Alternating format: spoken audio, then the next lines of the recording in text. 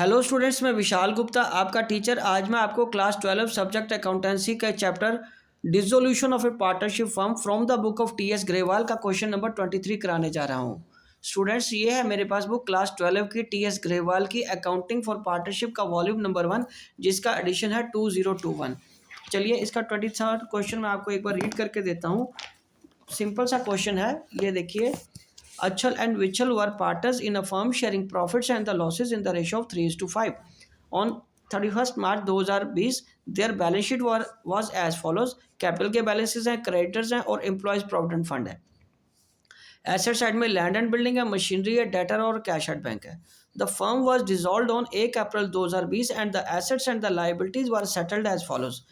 पहले में हमें गिवन है ए एडजस्टमेंट है, लैंड एंड बिल्डिंग रिलाइज हुई है 4,30,000 की, डेटर्स रिलाइज हुए हैं 2,25,000 और with interest and 1,000 were recovered for bad debts return of last year. There was an unrecorded investment which was sold for 25,000। उसके बाद चौथी एडजस्टमेंट है, which took over the machinery at 2,80,000 for cash. ये cash भी आ गया हमें। 50% of the creditors were paid for less than 4,000 in full settlement and remaining creditors were paid full amount. ठीक है जी। तो ये सारी ट्रांजेक्शन्स की हमें क्या करने को बोला उसने, journal entries for the dissolution of the firm. तो चलिए मैं आपको एक एक करके इसकी जर्नल एंट्रीज बताता हूँ कि कैसे पास करनी है। ठीक है स्टूडेंट्स, तो चलिए यहाँ पे मैंने लिख लिया है क्वेश्चन नंबर 23। ये जर्नल का फॉर्मेट बनाया हुआ है, डेट लिख लेते हैं। ये आ गया particulars, ledger folio, debit rupees, credit rupees. तो सबसे पहले आएगा 2020 का 1 अप्रैल को हमें पहले एसेट्स को ट्रांसफ़र कर देंगे।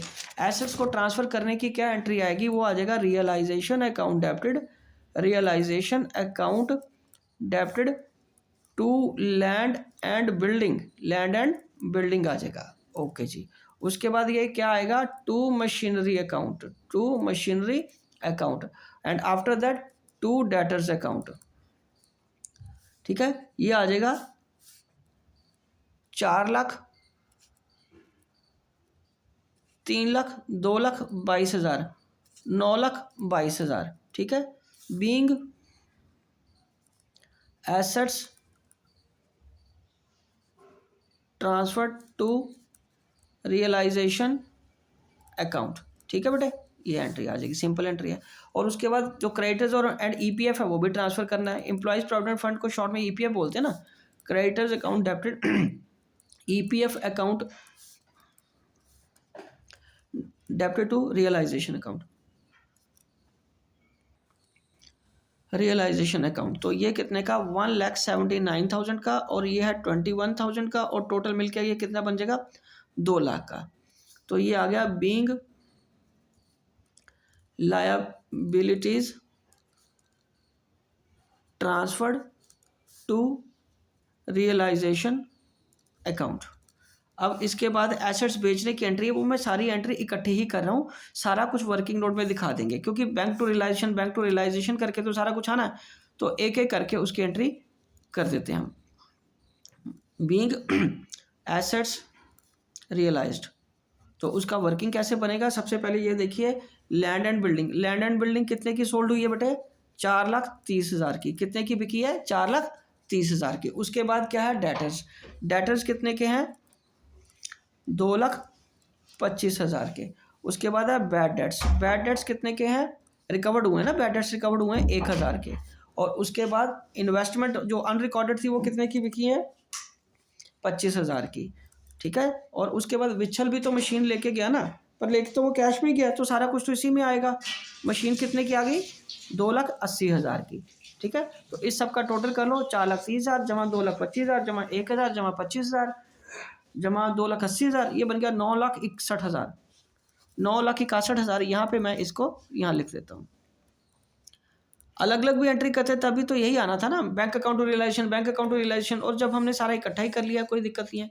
ठीक है जी। अब उसके बाद वो क्या कह रहा है, रियलाइजेशन से हमें क्रेडिटर्स पे करने हैं। Realisation account debited to bank account, इसका क्या एंट्री आएगी, बैंक अकाउंट से पेमेंट होगी ना, तो बीइंग क्रेडिटर्स पेड, क्रेडिटर्स कितने के पे करें हैं आपने, तो ये देखिए 1,79,000 है, तो इसके दो हिस्से कर लो, 50% वो कह रहा है ना 89,500, तो पहले 50,000 में परसेंट में तो उसने 4,000 माइनस करके आ गया 85,500, और बाकी तो वो क्या कह रहा है सारे के सारे फुल पे हुए हैं, तो ये बन गया आपका अगेन 1,75,000। तो अगर आप सीधा इसमें से भी 4,000 माइनस कर दो तब भी तो कितना आएगा 1,75,000। अंडरस्टूड। तो 1,75,000 की आपने क्या करनी है, पेमेंट कर देनी है। 1,75,000 की क्या कर देनी है आपने, पेमेंट कर देनी है। ठीक है जी, समझ लगी बेटा। चलिए अब आगे बात करते हैं, आगे कंटिन्यू करते हैं इसी को। ये मैं लिख लेता हूँ जर्नल कंटिन्यूड। ठीक है जी, अभी एंट्रीज रहती है ना डेट, तो अब ईपीएफ की पेमेंट की करनी है, क्योंकि ईपीएफ के बारे में कोई बात नहीं करी और वो तो आउटसाइड लायबिलिटी है, वो तो सारी पेमेंट करनी पड़ेगी। तो 2020 को 1 अप्रैल को अगेन क्या एंट्री आएगी, realisation account debited, realisation account debited to bank account. कितने का आ गया, 21,000 का फुल पेमेंट कर देंगे। ठीक है, तो यहाँ पे लिख दो बीइंग ईपीएफ पेड। ईपीएफ को हमने क्या कर दिया, पेमेंट कर दी। उसके बाद वो क्या कह रहा है, हमें प्रॉफिट या लॉस क्या तो कुछ ही रहा, लेकिन कैलकुलेट तो करना ही है ना हमें, रियलाइजेशन का प्रॉफिट एंड लॉस कैलकुलेट करना पड़ेगा। ठीक है, टी शेयर में एक अकाउंट बना लो, यहाँ आ जाएगा टू एसेट्स। सबसे पहली एंट्री में से हमने 9,22,000 है ना, 9,22,000 ट्रांसफर कर देते हैं यहाँ पे, 9,22,000 यहाँ पे ट्रांसफर कर देते हैं। दूसरी एंट्री से हमने क्या किया, बाय क्रेडिटर्स 1,79,000 के हैं, और बाय ईपीएफ 21,000 का है, वो ट्रांसफ़र कर लिया। ठीक है जी, और इधर करके फिर बाय बैंक करके एसेट्स रियलाइज्ड हो गई हैं हमारी, और वो 9,61,000 की, और इधर करके क्या आएगा, टू बैंक करके हमने क्या पे कर दिया, लायबिलिटीज़ पे कर दिया 1,75,000। ठीक है जी, और साथ में हमने क्या किया, ये जिसको क्रेडिटर्स बोलते हैं वो पेमेंट किया, और ईपीएफ की पेमेंट कर दी हमने 21,000 की। ठीक है जी, अब इस साइड का, दोनों साइड का टोटल करके देखो कितना आ रहा है। मेरे को लगता है ये ज़्यादा आ रहा है, ये टोटल कर लो। ये 1,79,000 जमा 21,000 जमा 9,61,000, 2 लाख जमा 9,61,000, ये आ गया 11,61,000, 11,61,000। अब इसमें से ये माइनस कर दो 9,22,000, 9,22,000 ये माइनस हो गया, और 1,75,000 ये माइनस हो गया, और 21,000 ये माइनस हो गया, तो आपके पास प्रॉफिट आ गया 43,000 का। तो प्रॉफिट कितना आ गया, 43,000 का। टू यहाँ लिख दो गेन और profit on realisation transfer to Achal and Vichal, और ये कितने में, 3/8 में, उनकी रेशो यही है ना 3 और 5। हाँ, तो इसको का आ जाएगा 11,61,000 यहाँ पे आ जाएगा, और 43,000 को डिवाइड करके 8 से इंटू 3 से मल्टीप्लाई करोगे 16,125, और ये आ जाएगा 26,875। ठीक है स्टूडेंट्स, ये आपका आंसर आ जाएगा, और ये प्रॉफिट बजट को ऊपर ट्रांसफ़र करना है। अब यहाँ पे आ जाएगा realisation account debited, realisation account debited to Achal's capital account and to Vichal's capital account, 16,125 और 26,875, ये आ गया 43,000। Being profit transferred to partners. ठीक है जी, अब इनको करनी है फाइनल पेमेंट। फाइनल पेमेंट के लिए और तो कोई ट्रांजैक्शन बची नहीं है उनका, सिर्फ क्योंकि और ट्रांजैक्शन बची नहीं का मतलब कोई रिजर्व नहीं देना, कोई चीज़ उनमें से काटनी नहीं है, सिर्फ कोई प्रॉफिट उनको ऐड होना है। तो यहाँ से पेमेंट करनी है हमें, अच्छल के कैपिटल अकाउंट को डेबिट कर देना है, विच्छल के कैपिटल अकाउंट को